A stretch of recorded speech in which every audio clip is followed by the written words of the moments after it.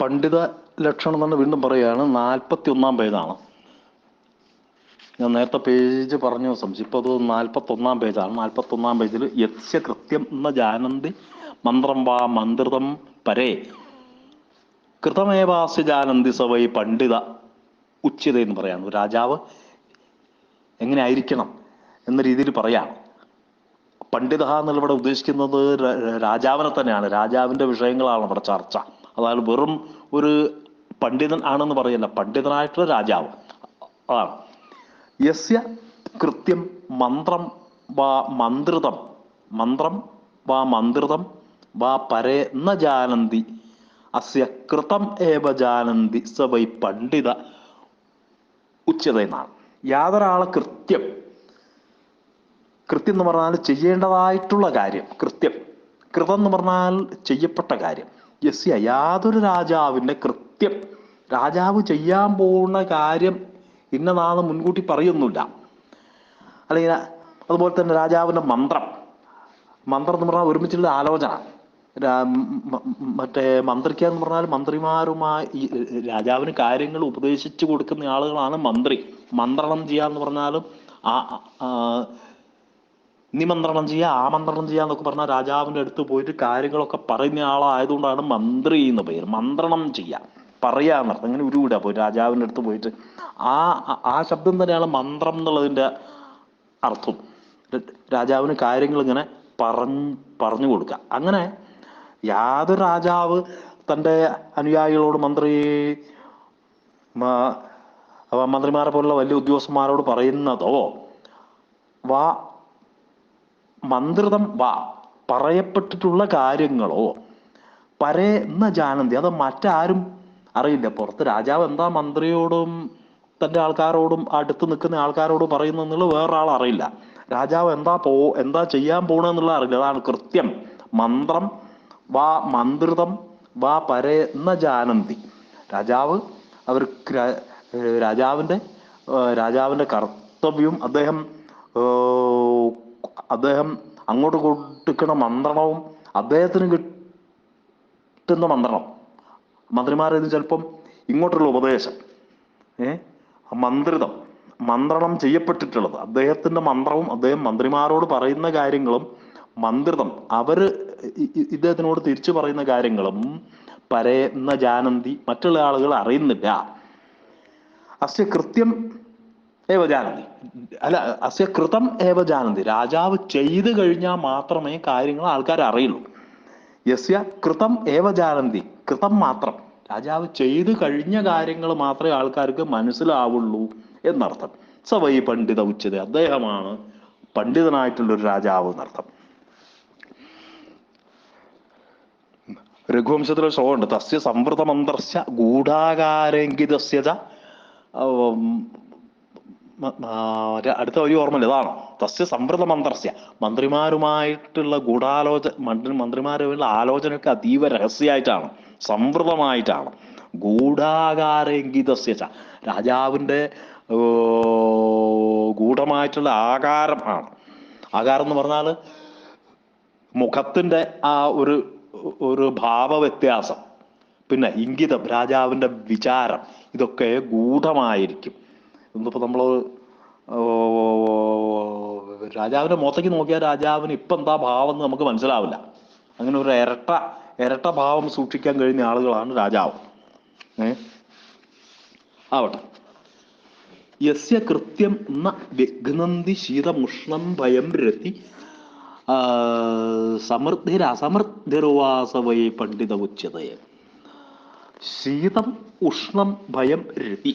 ശീതം എന്ന് പറഞ്ഞാൽ തണുപ്പ്, ഉഷ്ണം ചൂട്, ഭയം പേടി, രതി എന്ന് വെച്ചാൽ സ്ത്രീ വിഷയമായിട്ടുള്ള വനിതാശക്തി എന്നർത്ഥം, സ്ത്രീ വിഷയമായിട്ടുള്ള കാര്യങ്ങൾ. പിന്നെ സമൃദ്ധി, സമ്പത്ത് ധാരാളമുള്ള അവസ്ഥ. അസമൃദ്ധി സമ്പത്ത് തീരെ ഇല്ലാത്ത അവസ്ഥ, ദാരിദ്ര്യം, ആപത്കാലം. ഇതൊക്കെ യസ്യ കൃത്യം ന വിഘ്നന്തി, ഇതൊക്കെ തന്നെ രാജാവിൻ്റെ കൃത്യങ്ങളെ, രാജാവ് ചെയ്യേണ്ട കാര്യങ്ങളെ വിഘ്നപ്പെടുത്തുന്നില്ലയോ.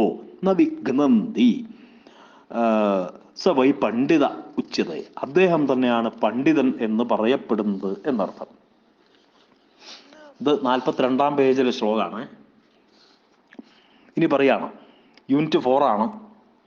ഇപ്പൊ 24 പദ്യമായി. ഇപ്പൊ ഇതില് യൂണിറ്റ് 4 അതേപോലെ 10 പദ്യം.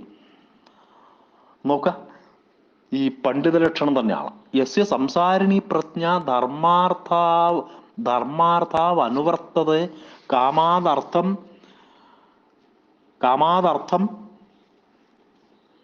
കാമാദർത്ഥം വൃണുതേ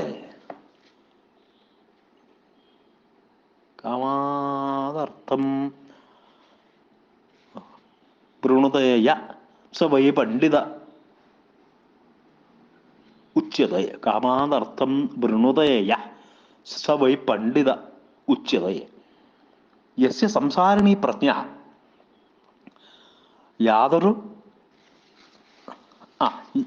യാതൊരു ജനങ്ങളുടെ, യസ്യ സംസാരിണി പ്രജ്ഞ,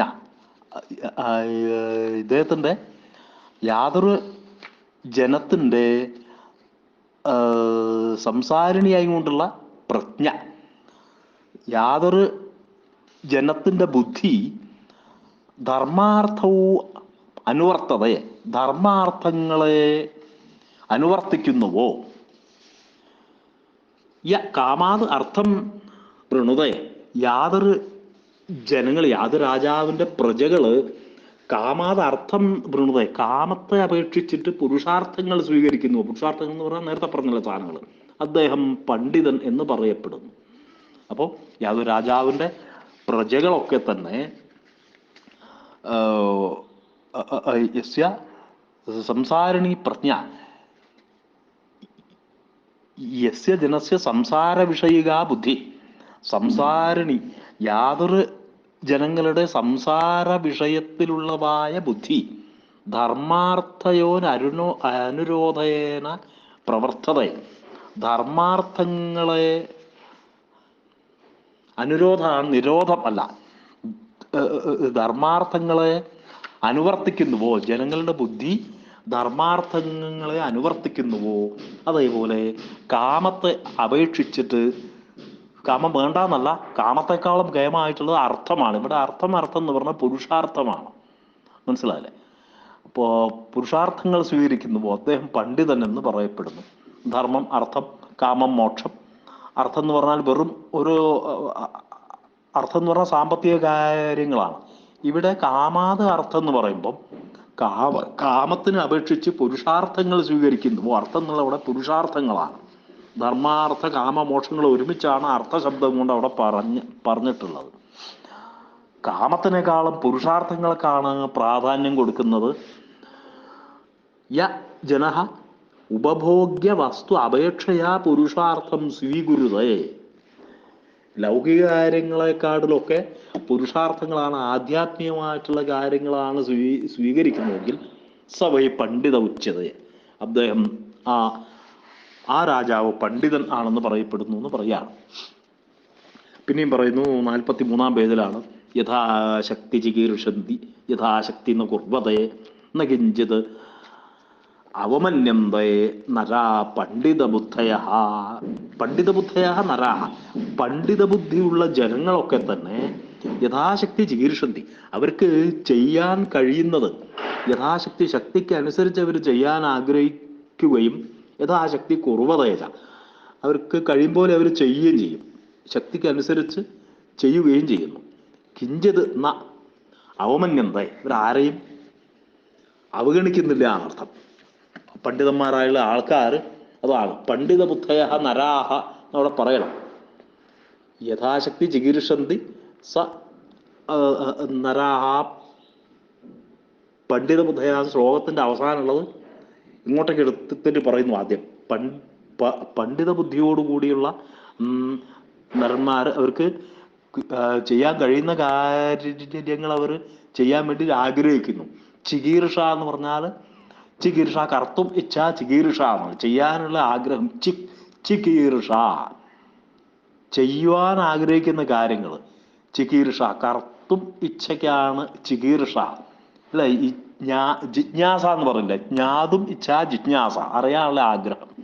കർത്തും ഇച്ഛ ചികീർഷ, പാതും ഇച്ഛ പിപാസ, ഗന്ധുമിച്ഛ ജിഗമിഷ എന്നൊക്കെയാണ് പറയാം.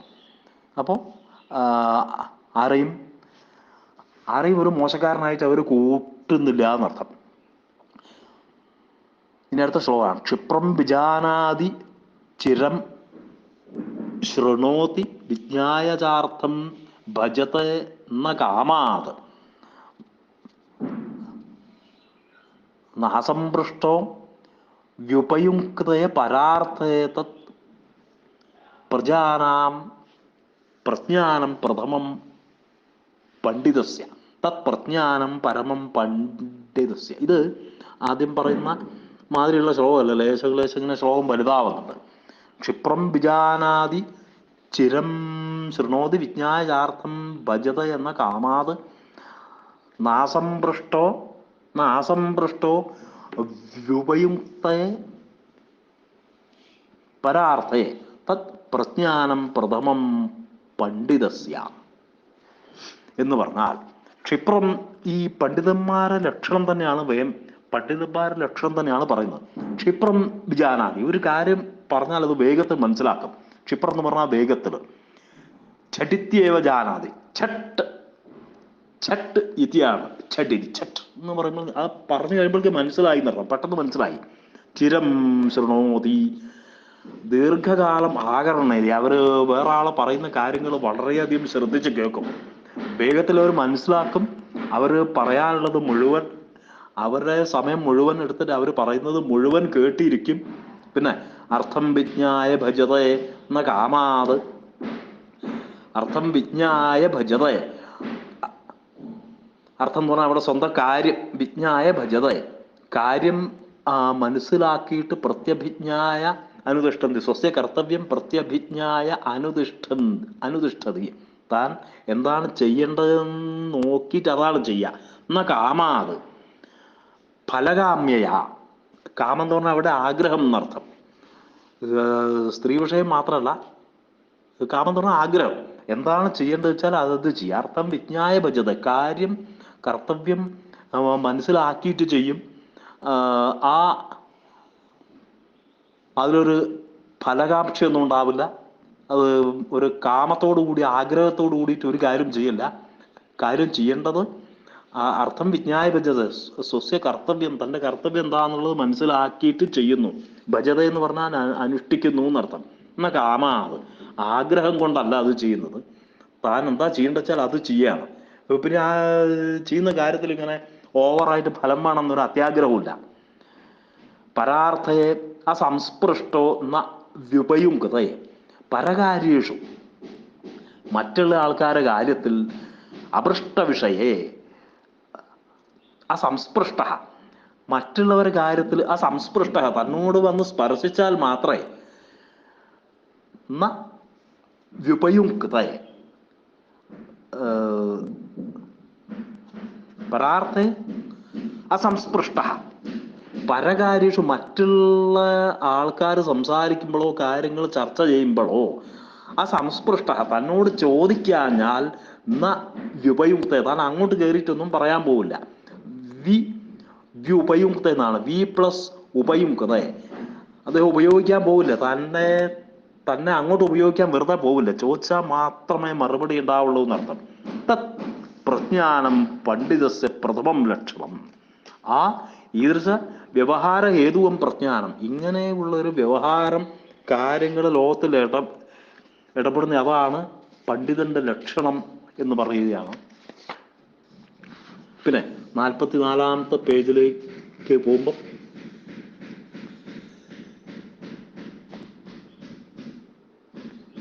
നാപ്രാപ്യം അഭിവാഞ്ചന്തി നഷ്ടം നേച്ഛന്തി ശോചിതും ആപത്സു ന മുഹ്യന്തി നരാഹ പണ്ഡിതബുദ്ധയ. പണ്ഡിതബുദ്ധയ നരാഹ, പാണ്ഡിത്യബുദ്ധിയോടുകൂടിയുള്ള ജനങ്ങളിൽ ആൾക്കാരൊക്കെ തന്നെ അപ്രാപ്യം ന അഭിവാഞ്ചന്തി, പ്രാപിക്കാൻ പറ്റാത്തൊരു സാധനം, കിട്ടാത്തൊരു സാധനം ആഗ്രഹിക്കില്ല. ന അഭിവാഞ്ചന്തി, അവർക്ക് കിട്ടില്ല എന്ന് ഉറപ്പുള്ളൊരു കാര്യം അവർ ആഗ്രഹിക്കാൻ പോവില്ല. നഷ്ടം ശോചിതും ന ഇച്ഛന്തി, നഷ്ടം പ്രണഷ്ടേഷു വിഷയേഷു വസ്തുഷു വാ ശോചിതും ന ഇച്ഛതി നഷ്ടപ്പെട്ടു പോയിട്ടുള്ള നഷ്ടേഷു നഷ്ടം വന്നു പോയിട്ടുള്ളതായ കാര്യത്തിൽ ശോചിതും ന ഇച്ഛന്തി നഷ്ടപ്പെട്ടു പോയത് തന്നെയാണ്. അതിനെപ്പറ്റി ദുഃഖിക്കാൻ അവർ ആഗ്രഹിക്കുന്നില്ല. ആപത്സു ന മുഹ്യന്തി ച ആപത്തുകളിൽ അവർ മോഹാലസ്യപ്പെട്ടു പോകുന്നില്ല. ഇതൊക്കെയാണ് പണ്ഡിതന്മാരുടെ ലക്ഷണം. ആപത്സു ന മുഹ്യന്തി ച പണ്ഡിതബുദ്ധയ നരാഹ അപ്രാപ്യം ന അഭിവാഞ്ചന്തി നഷ്ടം ശോചിതും ന ഇച്ഛന്തി ആപസ്സു ന മുഹ്യന്തി ച. ഓക്കെ.